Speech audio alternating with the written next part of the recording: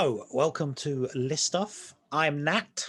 And I'm Ossie. And before we get started on our list this week, I want to just say a big thank you to everybody that's listened and shared it and liked it and subscribed on YouTube or subscribed on iTunes or Spotify or Android or some of those obscure podcast places. It's mad because I've barely talked to anyone for like a year, so to have hundreds of people listening it's mad, and it's been really fun. Thanks for all the ideas. You're definitely going to get into some of them. In fact, today's more ideas, if anything. Yeah, send us some more ideas, and the people that put reviews up on iTunes and ratings. It's great. Really appreciate it, and it's very nice. Thank you to everyone. And someone suggested we do top 5 fictional dads, but since it's Mother's Day this week, at least in the UK, we're going to do top 5 fictional mums. That's it. Top mums. You fan of mums? Yeah, I like mums. Mums like me. That's true. I think lots of mums. When I meet people's mums, they tend to like me. I'm the kind of chap a mum likes. I think historically, he's a nice boy. He is. I am a nice boy. That's what they say. Try make an effort. That's what the mothers say. What they're saying. Yeah, I feel a big fan of my mum. Big fan of my children's mum. Lots of love to them. Big thanks for everything. But they don't make my list because they're real. Yeah, that's it. We got to say I can't have my mum on there because she's a real mum. Yeah. Whereas, and I should always say I'm a fan of my mum as well, because you said it, and if I don't say it, it suggests that I don't like my own mum, which seems wrong. I'm a fan of your mum. I like your mum. She's very nice as well. It's getting dangerously. I'm a fan of all the mums. Yeah. Not all of them. I mean, some of them I'm not a fan of. But this is our top 5 fictional mums or moms if you're in America or the Midlands. Yeah, I'll go first. I'll kick off. And I'd say this first one is probably my most controversial of all our list off so far, because I have to point out that this is a fictional mum, and it is one of my top 5 mums, but it isn't a nice mum. So you got to understand that sometimes they're on the list just because they're a big presence. They're an iconic mum.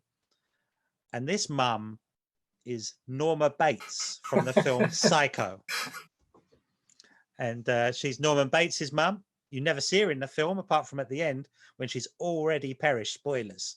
But for the most part, this is a spoiler for the whole film. So if you haven't seen, it's been out for a while. It's been out for at this point 61 years. So the spoiler is that during the film you never really see the mum, and the mum you do see is actually the son, Norman Bates, dressed up as his own mother, Norma Bates. But I think what an iconic mum, and one which of all the mums in cinema is probably one of the most famous and most iconic mums, that it would seem remiss not to include her, even though technically, of course, she's not a good mum in the good mum sense. She's a bad mum, as is revealed as well. She's not a good mum. No. To Norman Bates, and he's not a good son either, to be fair. Bad bunch. Bad bunch the Bateses. Not a fan. But I am a fan of the film Psycho and of the surrounding iconography of the mum in the film.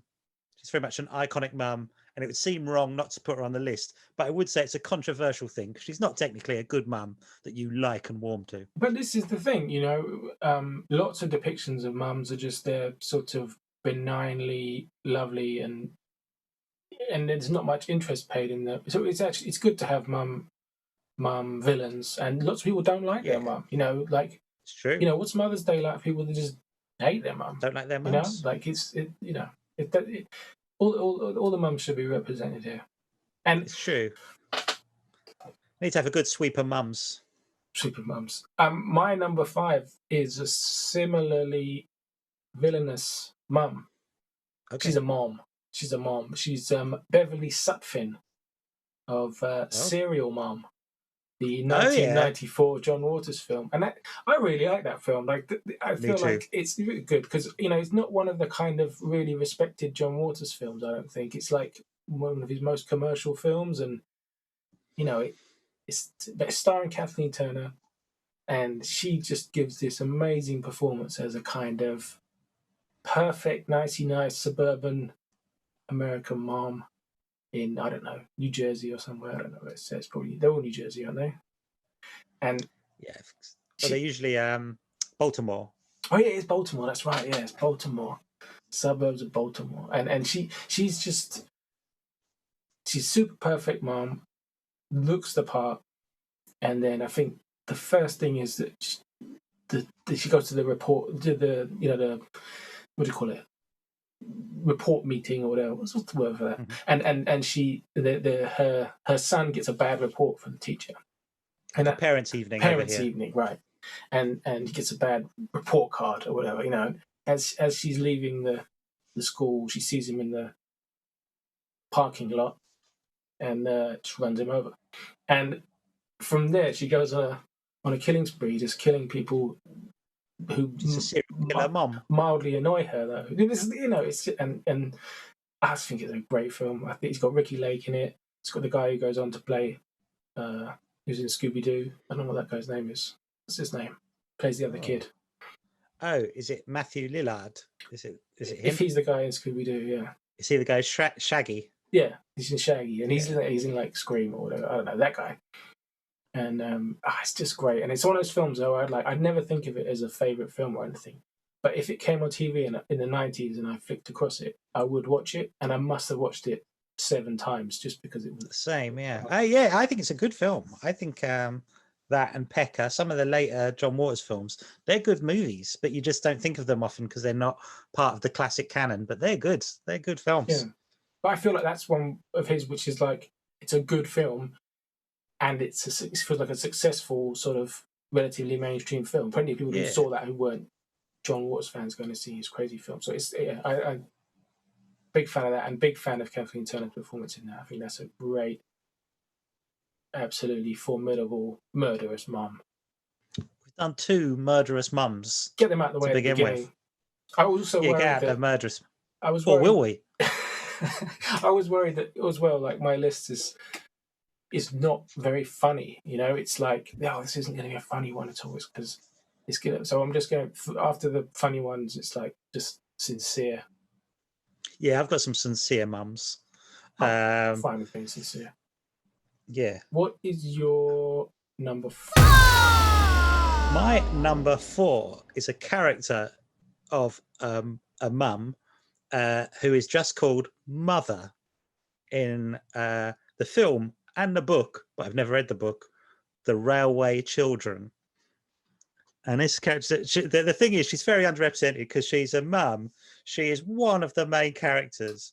Her husband is Charles Waterbury. So we know that she is Mrs. Waterbury, but throughout the whole film, she is only ever referred to as Mother. We never get a first name. Mother. But I think that the mum in The Railway Children, I think I'll get this on one of my other ones as well, but they're kind of mothers that are put under some sort of challenge in this when the husband, Charles Waterbury, at the beginning of The Railway Children, is taken away and believed to be a spy. Spoilers, he isn't. He isn't a spy. And is left to Mother to bring up the 3 children, and they move to Yorkshire near a railway where Perks, played by Bernard Cribbins, lives. And it's I think, again, I haven't read the book, and I suspect it's a very charming book, but I talk specifically about the film. And I think of her as this sort of a mother who, under some sort of in sort of some sort of trouble, really kind of rallies round and sort of creates this sort of fantasy world where certainly the 2 younger children are protected from the adult world in a way that I find very moving and thoughtful. And I think that character of Mother, I think, is sort of kind of weird. She's not even the character I think of. Again, when you're a kid, she is a minor character in it. But I think when you watch those films back, she becomes much more the kind of anchor of the film, and she's still a supporting character, but you realize that the whole film is basically built around this mother who's trying to protect her kids from the kind of adult world, and it's sort of about growing up and learning about the adult world as well. I think it's a genuinely, absolutely tip-top, brilliant film that I think is often again put into a bracket of being a bit cutesy and cozy, which it is, but it's kind of about it's got loads of big themes about kids kind of growing up and coming of age, and the anchor for the whole film is Mother, the character Mother, who it's almost ironic because she's not even really given her own identity and name. She's simply called Mother throughout the whole film. That's all we know about her. We even get a husband who's in the film far less, gets a full proper name, like is befitting of the day, which again, I think kind of says a lot. Whether it was ever done on purpose or not, I don't know. But I think it feels almost like, even that feels like there's some sort of significance to it, that the mother in it doesn't even have her own identity. She is entirely, her role in the book is as the mother of the kids and as a sort of protector and savior of the 3 railway children. Love the film. Amazing film. I feel like it's one of those films that you watch every year or something. You watch it a lot, right? Yeah. I do. I think it's brilliant. I think and again, maybe it's a film that I justify by adding other layers of significance onto it. But I think actually more and more I go, I think this is like remarkable because I always see more and more into it. I think it's a spectacularly well made film. I haven't watched it really since I was a kid, but my sister used to watch it a lot. I think it was one of those ones we used to get out of the video shop, again and again. It's not hard going at all. It's really, really funny and charming, and it's one of those things that I find much more moving the older I get, where I think a lot of the significance just kind of means more and more as I get older. I think it's a terrific film, especially as it's a film that you can watch when you're 5 or 6 and still get something different out of it the older you get. I think it's terrific. I'd highly recommend it. My number 4 is not emotionally significant at all. It's Liz in the TV show Motherland, which is a recent TV show. It's still going, I think. Started in 2016. Written by a load of famous British sitcom writers, and played by Diane Morgan, who I love. Diane Morgan. I love Philomena Kunk. I love everything she does. I just think she's hilarious. And Motherland is obviously a show full of mothers, with one token stay-at-home dad. Some of the jokes of him hit a bit close to the bone for me. But I think perhaps too much. I don't think you need worry. I don't see that and think. Don't worry. That's Ossie. Don't worry. But yeah, Liz, played by Diane Morgan, is just fantastic. She's like the smoking, let the kids watch the TV and play video games and eat junk, and she's knackered, single mum. She gets through the day however she can, but she's still got the most joy, the most like energy for life, and she's hilarious. That's just, I think it really elevates that program. It's a good show, I think, but I think her performance is just fantastic. And again, it's not a perfect mum, and it's not just it's not the harassed mum full of guilt. She doesn't give. She's like, look, I'm doing good enough, and that's good enough, and that's a fantastic version of a mother to see on the screen. I like that show. I do like that show. I think it's a show full of lots of really good performances. I really like Anna Maxwell Martin. I think she's brilliant. And I find her like incredibly watchable. In fact, that's a really good like ensemble cast on that. Even when they get like people show up in for like one episode, I'm always impressed with like how good they are. That's a high quality acting show. That is. I like that show. Yeah, it's a good one, and it's just. But I think the main character, the Anna Maxwell Martin character, I think that's a more conventional kind of middle class mum stereotype that we see. This kind of like I'm trying to do my work and I'm rushed off my feet, but I don't want to like give the appearance of not being the perfect mum and all this kind of thing. I mean, it's great, but the Liz Hmm. character is just like this great kind of like, well, I'm going to enjoy myself. Everything is hard. I'm going to have fun. I'm going to have a laugh. She's great. Big fan. What's your number 3? My number 3 is Mrs. Jumbo, the mother of Dumbo from the film Dumbo, which I believe is about what, 19? I want to say 41. I'll see how close I am to that later, but I think it's about 41.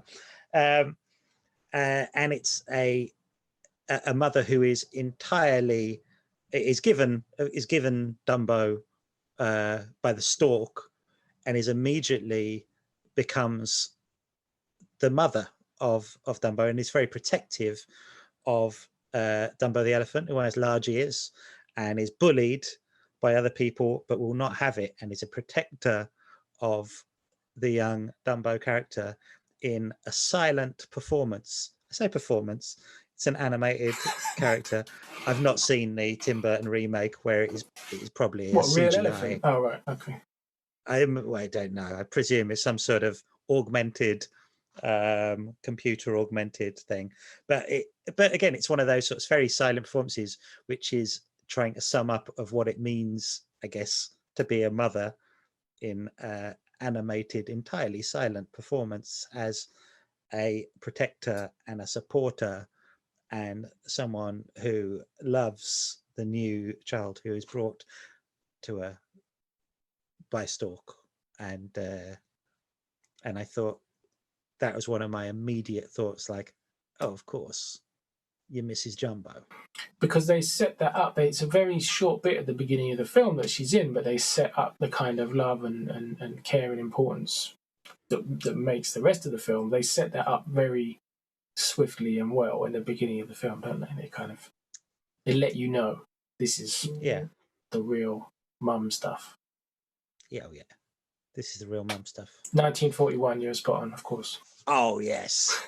Thank you. Very proud of myself. Very proud of myself, and also slightly ashamed. Yep.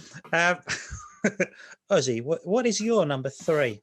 Well, this is a heavy one. My number 3 is, I think I'm saying this right, but there's some argument about it, is Seether from the book Beloved by Toni Morrison. Also made into a film starring Oprah Winfrey, right? Beloved. Yeah, I think so. Anyway, it's she is this escaped slave in the middle of the 19th century, and she has been absolutely traumatized and somewhat crippled by life as a slave, the mistreatment and abuse, and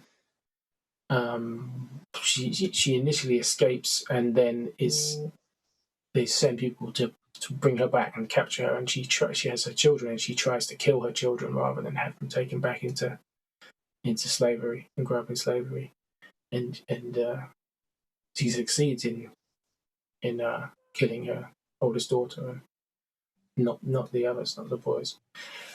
But the book starts later on, and there's just spoilers, but the book's been out for 35 years, so you've had a chance. But she brings up her younger daughter in the spectre of being kind of haunted by the killing of her first baby, and she brings up her child with so much love, and with just like with all the inhumanity she's faced and all the wrongs done to her and everything, it's really made everybody go mad. Everybody there, the men have all been destroyed by it, and she's bringing up her daughter, and she's kind of shunned by everybody, and she looks up after that daughter's called Denver, and she brings her up, and she makes her okay, and that's despite this crazy kind of haunting and stuff that happens with her first daughter, Beloved, or it was called Beloved. And anyway, it's just, I don't want to do spoilers the whole thing, but it's it's a painful book. It's a really painful book, but I think it's phenomenal, and it's a kind of like a lot of these mothers are really saying that they're up against it and they have to deal with real adversity and then protect the kids and all this kind of thing. But this is an extreme version of that. Like, you know, but you can find your own kind of you can relate to your life or anybody's life in the ways that these extreme conditions, you know, affect humans and stuff. You can pick your own little mild version of that and see it, but it's so well written, and it's a really beautiful story of motherly love in adversity. It's phenomenal. I've never seen the film. I don't know if the film is any good. Oh right, yeah, the film is Oprah Winfrey. I just checked. Yeah, I've never seen the film. On that. I don't.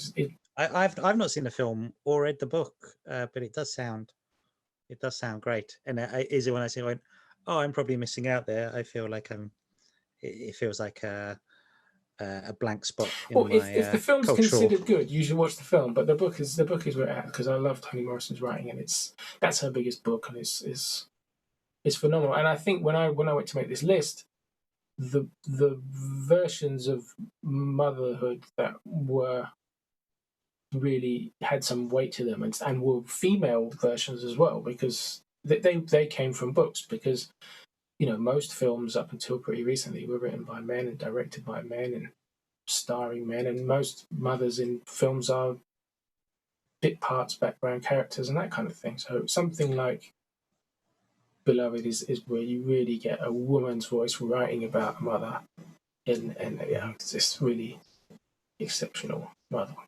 And just bear in mind, she's killed her kid, so it's not like this is not, you know, simplistic good mother. It's complicated, and that's the most kind of tugs at your heart thing about the whole thing. That you so love your child that you don't want them to grow up as a slave. It's killing you know. So yeah, it's a heavy one. See that. It's a place for heaviness. There's a place for heaviness here. My number 2 is Mary Thompson, who is the mother of Elliot in the film E.T., the Extraterrestrial. Very similar to Mother in the Railway Children, that she is a figure who is almost, as a kid, is watched as very much a background character who is sort of kind of in the way of Elliot achieving his friendship. He in the film the alien E.T., the extraterrestrial, is hidden from the mother for much of it, and is later used as a kind of device for which the kids get a kind of almost more adult relationship with their own mother.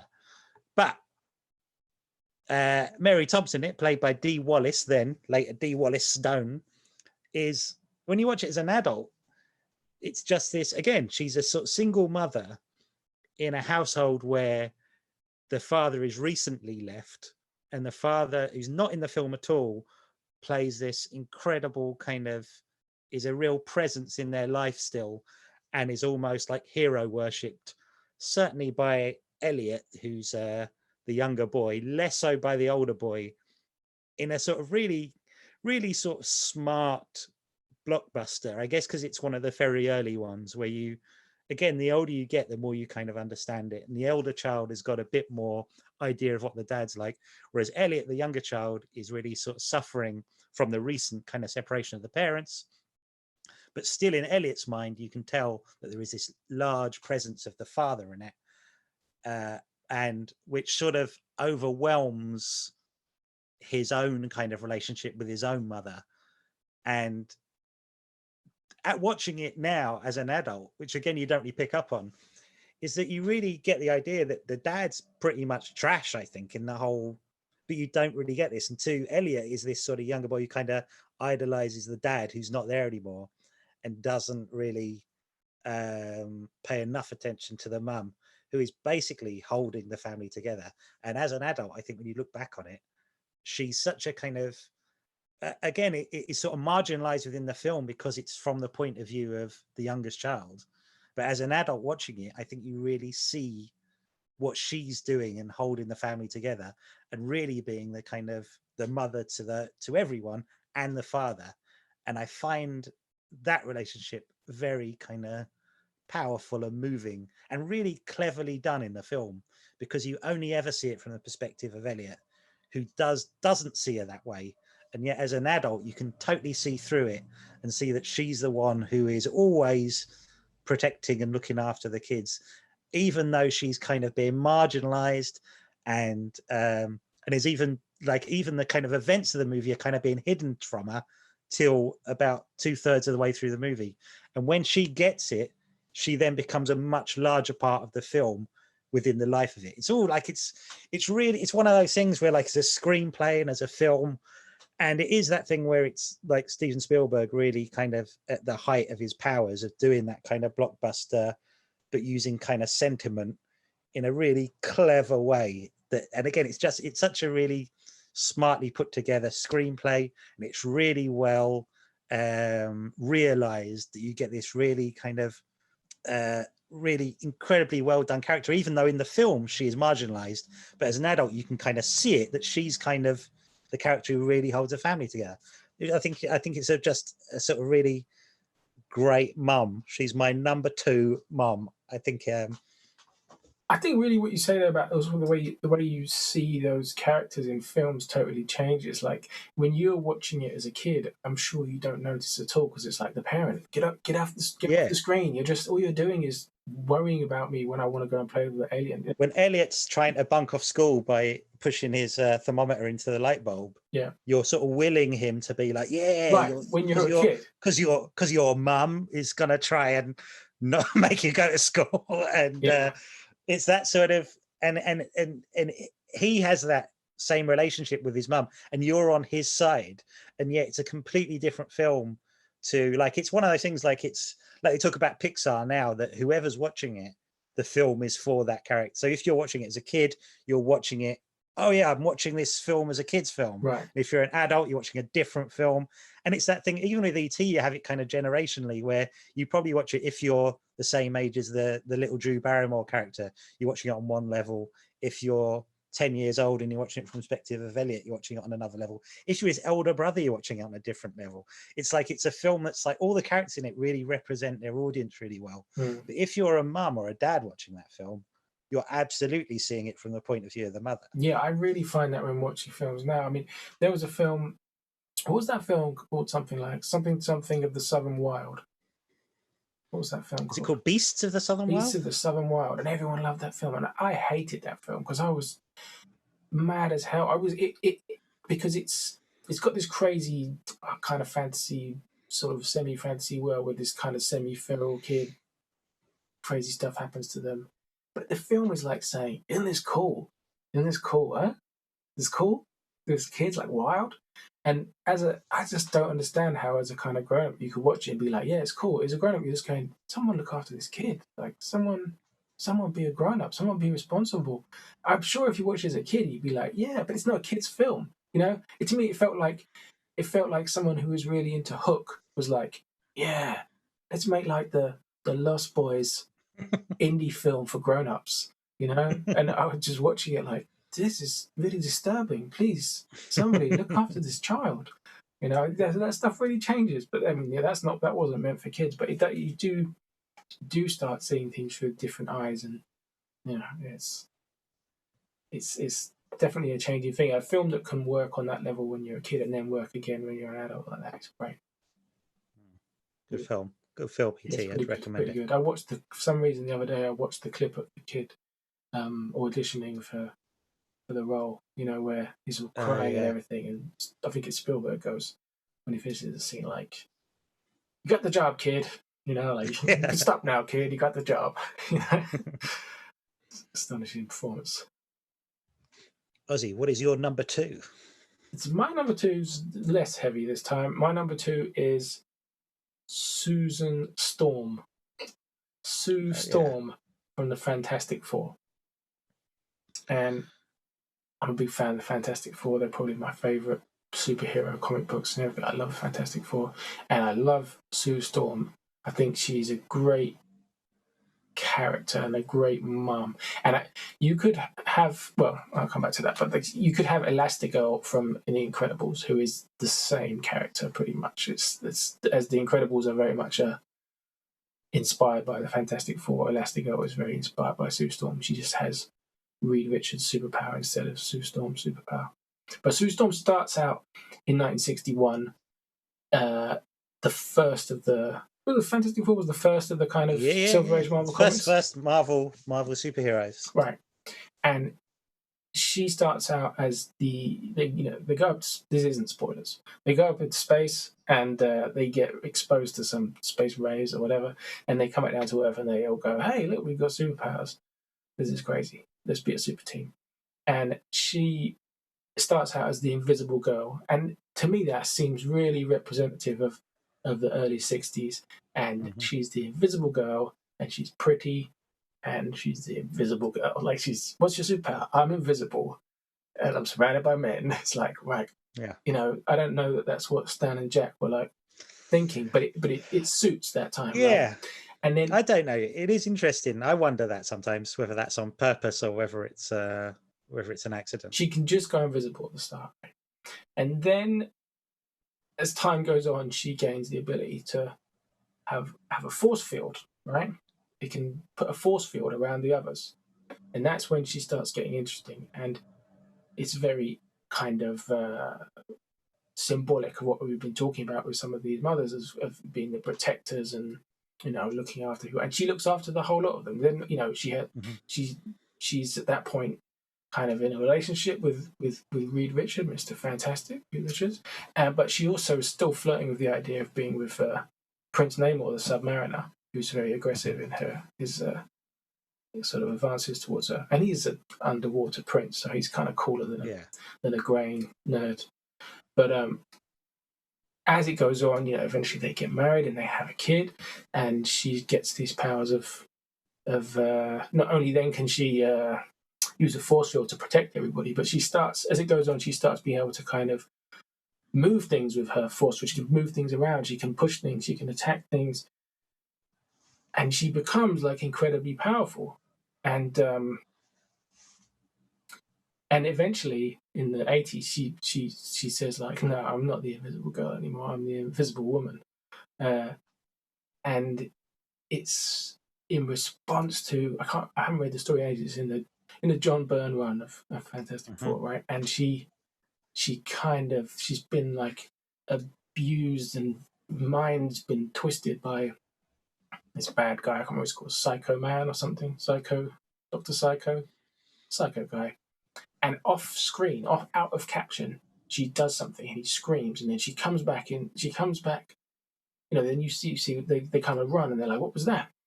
And she's like, "Oh, don't worry, he's never gonna hurt anyone like that again." And that's, I think, the last you ever hear of him. And she's like, "I'm not the Invisible Girl anymore. I'm the Invisible Woman." And she ends up kind of often the most powerful of the Fantastic Four, because you've got Thing, who's their friend, who's a big orange rock monster guy. And you always kind of get the impression that Thing has kind of a bit of a crush, or has had a bit of a crush on Sue Storm at some point, but he's very much the kind of, he stepped away and very much let his best friend. It's very respectful. It's like, oh yeah, and and also, if you in her backstory, like her mum died young, I think, in a car accident, and then her dad was a bad guy and got sent to jail, and so she was bringing up her little brother Johnny, who's the Human Torch, on her own, and so she's like the mum to all of them, because Ben's like Ben Grimm, the Thing, is kind of a bit hot-headed and sort of like, "Oh, let me whack them all," kind of.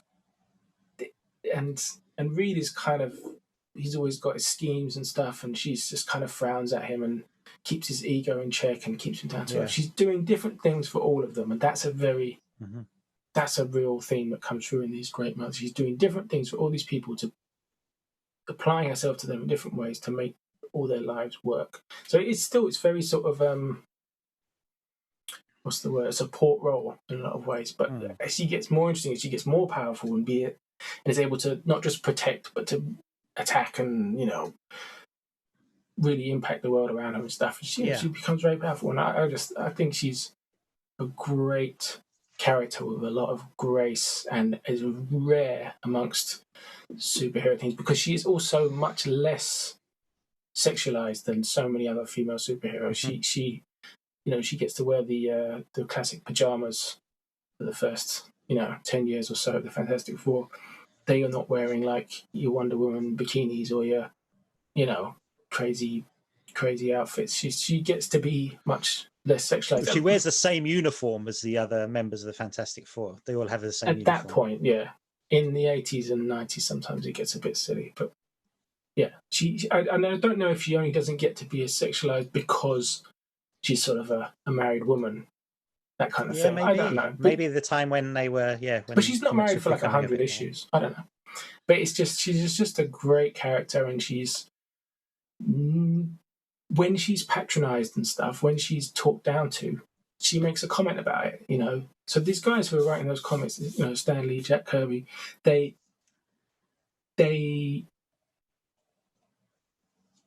were imbuing her with a kind of power and sticking up for herself that was not typical of the early 60s. Yeah. And supposedly, like, the way those comics were made, you will know this, but some people listening might not, was that Stan Lee would generally write the kind of general outline of the issue, would send it to Jack Kirby, who was the artist who created it all.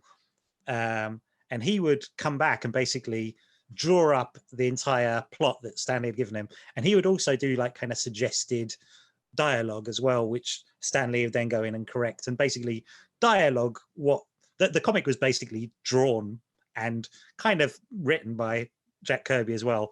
And the dialogue would then be put in by Stan Lee afterwards. He would have always done the plot at the beginning. But supposedly a lot of the stuff that Jack Kirby did originally was even more...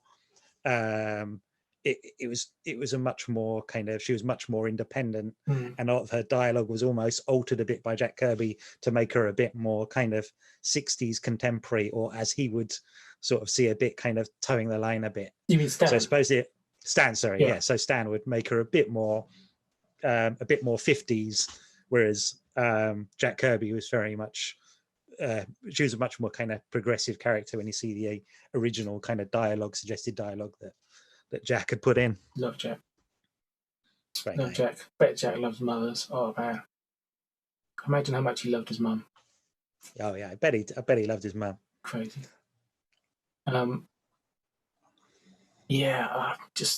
She's just a great character. I mean, it's just silly sort of talking about a comics character like this because superhero comics are not generally super deep when it comes to women's roles. But she has a stillborn child, and they deal with that and the effects of that in the comic book. She's a really great character. I think she's fantastic. That's my number 2, Sue Storm. Great character. Okay, my number 1 is very interesting because it's almost kind of being covered, because mine was Helen Parr, Elastigirl from The Incredibles. And you're right in saying it's Sue Storm. And I didn't actually even consider Sue Storm in my analyses, but I do love The Incredibles, and I do love Elastigirl, who's by far the best character in that film. Absolutely. And is played by Holly Hunter, who I have absolutely love. Holly Hunter. Holly Hunter is probably about my favorite. I had a big crush on Holly Hunter in broadcast news. And I think all these things combined, when it's like, yes, please, Elastigirl, when The Incredibles came out, big fan of the film. Very much the same similar role, as you say, about Sue Storm. She has the kind of Reed Richards equivalent powers. I mean, she stretches. She can stretch into any shape, kind of thing. And again, it's a sort of ideal kind of mother, kind of fantastic, kind of fantasy superhero mum character, who kind of from the first beat is like the kind of, again, the sort of the person who kind of holds that whole movie together. And as is kind of true as well in the Fantastic Four, is probably not overt. The Incredibles does a good job in taking a lot of what is suggested in the Fantastic Four and just making it overt and saying it's this basically, right? So kind of like in this, the dad is he's a good dad, but he's kind of also like a bit of a loser and a bit kind of It's a bit clueless. a bit clueless. But she's the kind of the kind of, again, the sort of anchor of the whole family, in a similar way to, again, Sue Storm is like that, really, that she's the kind of the person who holds it all together, very much in Fantastic Four. Reed Richards is kind of like a distant like husband. He's not like a great, he has to be constantly reminded, which is the sort of subplot of it. He's like, oh yeah, I forget about my wife. Yeah, He's like that's the sort of premise of that. But like yeah, love the film, love Holly Hunter, great mum. When I thought of it, I went, oh yeah, that's the one. Number one mum. I think I had pretty much the same thought, and then I was like, no, I'm going to pick Sue Storm because she's kind of too derivative of that. But it is an improvement. I mean, when The Incredibles came out, I was like, that is the best Fantastic Four film you could ever make, you know. And I'm pretty sure that will remain the case even when they've made a decent Fantastic Four film, which I hope they do very soon.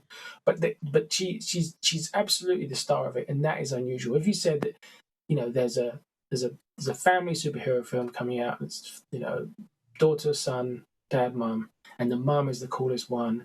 She has the best bits, and they knew that, and they recognized it to the point where the second Incredibles film is all about her, right? I mean, it's all about her, and it's the voice she does, the voice Holly Hunter does, is just totally recognizable as such a classic performance. She kind of even looks like Holly Hunter. I really like that about it, that she kind of, if they did a live action one, it would just still make perfect sense that it's Holly Hunter.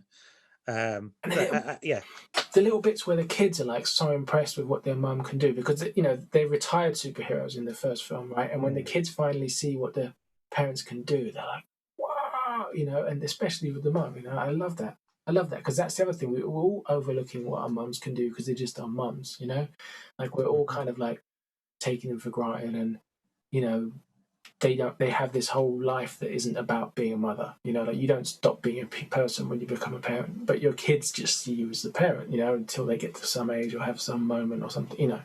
And that's a great sort of metaphor for that, the idea that your mum, who's just your mum, was a superhero saving everybody, you know. Like it's I love it.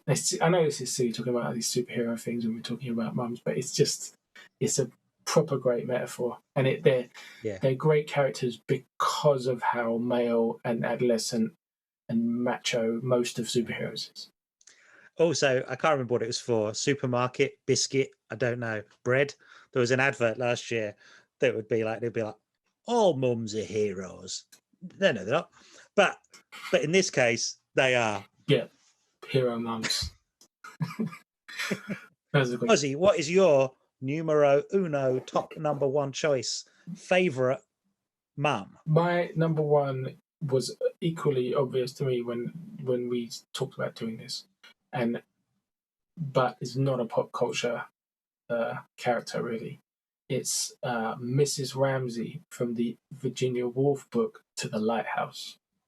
Okay, I was thinking Neighbours, but it's not Mrs. Ramsey from there. I did think about some of the mums on Neighbours, but it's Mrs. Ramsey from To the Lighthouse, who is this is a really hard one to talk about. To the Lighthouse takes place just in the heads, really, of some people staying in a holiday cottage in the like 20s or something. And Mrs. Ramsey is the host, and she has her kids. She has a ludicrous number of kids, but most of their characters don't really get built up, so you mostly focus on the youngest one, James. And she has a husband who's a bit Reed Richards, actually. He's kind of he's into metaphysics. He's a scholar, I think. Is he metaphysics? Something like that I don't understand. And he's concerned with his work, but he's got a really fragile ego, and he needs lots of reassurance from her. And she does all this reassuring him and giving him love and all this stuff, but it talks about what she's doing. It talks about the strain and the exertion that is going on to support these people, her husband, and then to look after her youngest child and protect the children from the husband because he's kind of an asshole. And like it better than anything I've ever read expresses to me the feelings of being a mother. And she's fantastic. She's fantastic, like nurturing, loving person. And I don't want to do any spoilers because everyone should read the book. It's fantastic. It might be my favorite book. But it's in her head, it's just her thoughts and feelings. There's hardly any dialogue, or there's bits of dialogue, but it's and it's kind of dreamy. But she is tied into all these people's lives, the people that come and stay with them, all her children, her husband. She's tied into all that. She's constantly thinking about all these things. Maybe that reminds me a bit of my mum, because my mum she's thinking about everyone all the time. She's thinking, how are they? What could I do to help that? Where are they at in their life? This kind of thing. It's an amazing character because this is being written by somebody else, about someone who is not like them. Virginia Woolf does not write about herself as being like that, So she's inventing this character and putting you inside their mind, which is what books can do. But it's the most powerful version of that I've ever read, and it's just beautiful and formidable. And just nothing happens. Like nothing happens in this book, right? But the world changes for them, for the people in this book, throughout the course of the book, and it all changes because of this woman, and because she is an incredible mother. She's just has the effect on all these people, and none of them appreciate her properly. Maybe the youngest son, right? But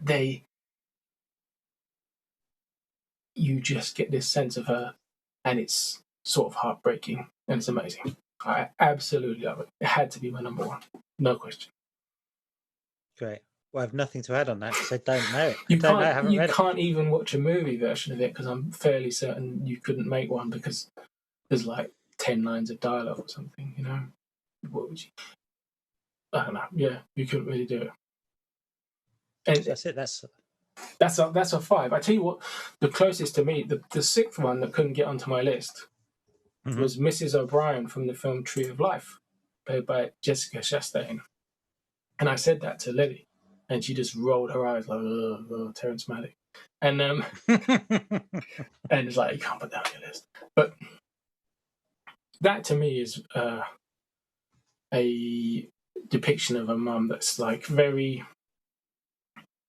If anyone could do a film of a Virginia Woolf book, it'd probably be, or of that type of Virginia Woolf book, it would be Terrence Malick, because it's just the feeling that it gives you and the looking through people's eyes and that kind of thing.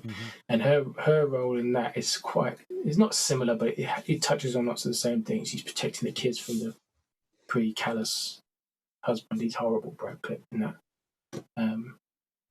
And they share, like, there's a bit in Tree of Life, I don't know if you remember, but there's a bit where Brad Pitt's character goes away. He's got to be away on business or something. And she tells the kids, he's gone away. And the kids just run around the house screaming and laughing, and she jumps on all the beds with them, and they run out in the street, and the kids are doing impressions of their mean dad. And it's just beautiful. And for this moment, this woman and her children that she loves are all sort of set free from this horrible man. And it's got sort of bits of that in it, bits of Mrs. Ramsey. It reminds me of, and she's like this kind of in Tree of Life. She's kind of almost angelic, kind of super idealized, kind of grace under fire kind of character who is just completely serene, even while everything's crazy. I mean, it's kind of it's a very idealized version, but another beautiful mother. It was like, in a way, the top 5 was kind of easy. There are other people you could have. There are people like you kind of almost think like, I don't know, do you want to have like Marge Simpson in it? But it all seems a bit trivial and a bit like, sure, good mum for sure. I don't love Marge Simpson. Like, I mean, obviously she's a very long-suffering character, but I don't think you need to like any of the Simpsons. Like, they're all kind of very flawed characters, right? There's no one in the Simpsons who's like, that's the one you like. You know what I mean? They all are mixed characters, and that's part of Sure. that's part of why it can go on forever. But yeah, there was very few like. It was easier to get top 5 in general on this one than it was on others. There are there are like kind of sitcom mums, but it's that kind of like, you're not, when you get the top 5, the others sort of are quite a far way underneath that. They're not really like also rans. They're not close into the top 5. I'm sure there are others I've forgotten, I haven't thought about in the last week, but like these are the ones that certainly popped into my head. Yeah, most assuredly. I would really like people to let us know who they would have, because I feel like I didn't do a good job of thinking about it, and it really made me feel like, God, there's not good depictions of mums in films and TV and stuff. I mean, I even tried to think of, because it's just fictional mums, I tried to think of mums in songs, or it just wasn't. It just feels like ludicrously underrepresented. And I spoke to my sister, who she's a children's book writer, children's picture books illustrator and writer, and she's a real scholar of picture books, and she was saying nothing really sticks out from children's books, because in order to give the children characters in children's books space, the mums have to disappear. The mums have to be out of the way in order to give the kids agency, and that, so she was coming up with like the mum in Where the Wild Things Are. All she does is shout "Wild Thing" at him, at Max, send him to bed without his supper, but then when it's all over, he gets his supper. It's still there. It's all still hot for him in his bedroom. Spoiler, But it's really where you would expect these lovely mum characters. They're not kind of there. I thought the one where I thought of the most was kind of sitcoms, but none of them were really ones I want to put there. I was thinking like Sharon Horgan's character in Catastrophe is great, but is she a great mum? No. The whole point is that she kind of isn't that changed by being a mum. I see Claire Huxtable. Yeah. Just because we have to cancel Bill Cosby doesn't mean we should forget the great performance that Felicia Rashad on there. But also she's a bit too disciplinarian for me. She was always just telling everybody off all the time. But I like how she frowns. And another one, I guess by doing it, we've had more of a serious investigation into mums because of it. We've avoided sitcom mums to have some real mums. We should probably have had a mum on as a guest to talk, because but we've got mums. We've got mums. We have first-hand experience of mums. Sure. One that if I'd watched more of it, I reckon I'd rate. Well, I know a lot of people do. Is Lorelai Gilmore from the Gilmore Girls. Anybody I know that was into that show, people that are into that show are like, she is the greatest character ever. They love her. And I've seen it and I'm like, it's great, but I haven't watched enough of it to. Okay. Did you have any more that were maybes for you? Well, like the other ones would be things like she's a very small part in the film, but in the original Willy Wonka and the Chocolate Factory, Charlie Bucket's mum, Mrs. Bucket, gets to sing "Cheer Up, Charlie," which is the best song in it. But it's not really. But I think that song is a great song about talking to a child, and so I think it imbues the mum, even though it's not a great performance, with a sort of she's given some good material to work with. I think in that, I think that's a great song, but then it felt too slight. I totally go in their competition. Augustus Gloop's mum every day. She's great.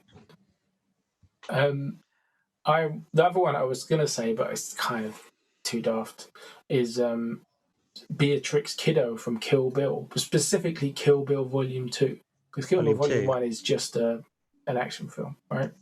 Kill Bill Volume 2 has all this stuff about how she is redeemed from this life of murder and assassination and everything by the fact that she is a mum and she can't see her kid and this kind of. I remember we saw it in the cinema. We saw it in a preview, and afterwards we were both like, man, it's really profound how it's kind of her motherhood kind of protects her from the kind of being a sociopath like all the other people around her and stuff. And I thought that was quite. It has that great scene where you've got the other assassin who's sent to kill her, and then she basically tells on that day she's just done a pregnancy test and has to pass the pregnancy test to the assassin to prove that she's pregnant. And they both have this thing. They go, "All right, well, I'm not gonna kill you now." Yeah, it's like this bit of humanity is retained, by the fact of being mothers. Maybe it's a bit hokey, and I don't really give Tarantino too much credit, but I really liked it at the time. And I bought into that. I think it still works really well. I think that's and I think you're right. I think it's a much better film than the first film. It really elevates that both those films, I think. yeah, exactly. It's like the way they put that into the story gives it some real interesting stuff. It makes it like brings the whole Lone Wolf and Cub sort of vibe from those books and films, and that was good for me. And again, it's an unusual thing to inject into a blokey young man action fighting film. Agreed. I think I don't know. I think this is a weird list, and I think it's hard to do. But it's nice to nice to talk about mums a bit. And I think it's a good list. I think it's a good. I think it's a list off of a different flavour and a different vibe, as a lot of the young people say now. And I think it's good. I think it's strong. It's light and shade. Yeah, this is what it's all going to be about. Anything to add? Just keep liking and sharing and subscribing, and I think if you do want to certainly give us a comment, you can comment under the YouTubes. If you're listening on an iTunes or one of the other apps, if you give us a 5-star review, and if you don't want to write a review, you've got nothing to say, it's a good space to put in some suggestions or list-offs, to put in some suggestions of your own favourite mums. Yeah. Top mums. Remember, your mums don't have to be good mums. They can be bad mums, villainous mums, but they can't be real mums. No, but we do like everyone's real mums with some caveats.